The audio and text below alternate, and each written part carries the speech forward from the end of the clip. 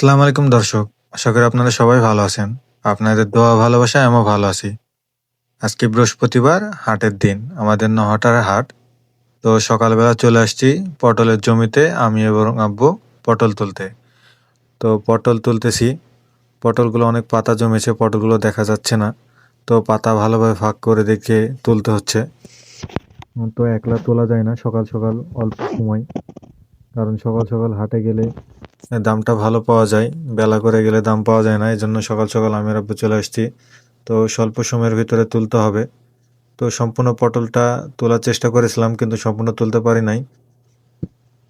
2 chamber মতো ফাঁকা থেকে গেছে। সামনে হাটের দিন তুলবো।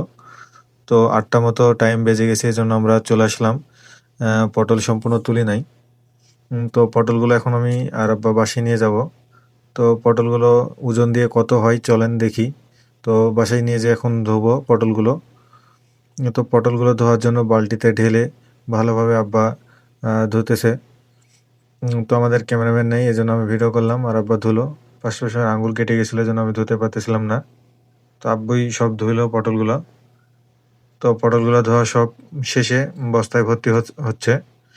তো বস্তা ভর্তি শেষে ওজন দিয়ে দেখবো এগুলো কতটুকু ওজন হয়। তো চলেন দেখি কতটুকু ওজন হয়। হাটে গিয়ে তাহলে মাপার ঝামেলাটা নিতে হবে না। তো পটলগুলো ধোয়া শেষ, এখন দেখি কতটুকু ওজন হয়।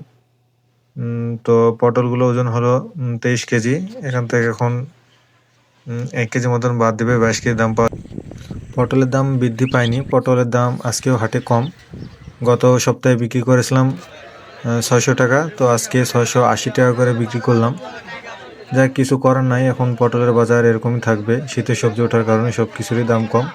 তো আমি 23 কেজি 22 কেজি এর দাম পেলাম, তো 350 টাকা পেয়েছি।